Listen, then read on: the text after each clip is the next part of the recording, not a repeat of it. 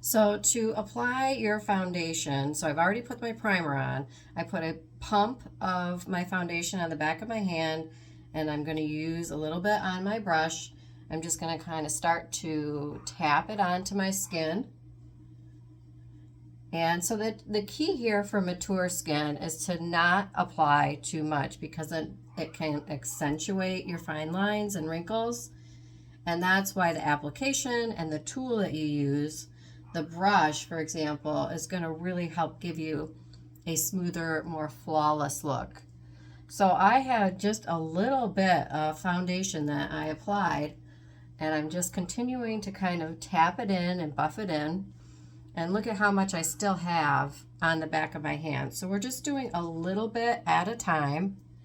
So now I just added a little bit more, and I'm going to go up here onto my forehead.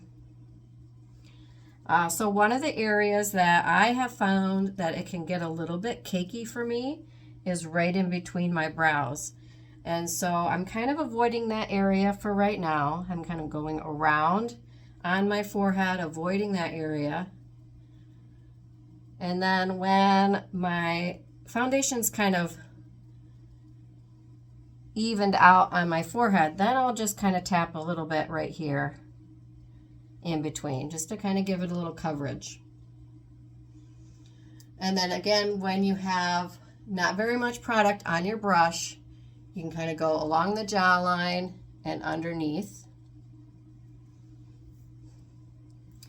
And then I still have about half of my product left to kind of go over that process and do that same process again. So I'll start in those cheek areas where I need a little bit more coverage. I tend to get kind of those hyperpigmentation, kind of dark spots on my face in that area. So I want to just kind of build some coverage there.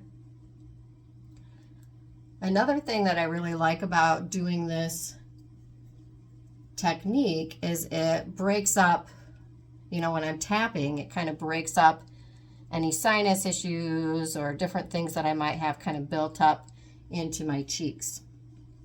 So I'll put the rest of it on my brush to go over my forehead.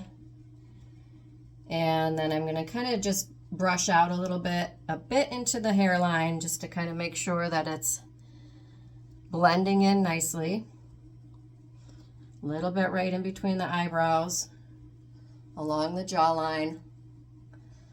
And then any kind of swirling that I want to do, just to kind of blend it and buff it out.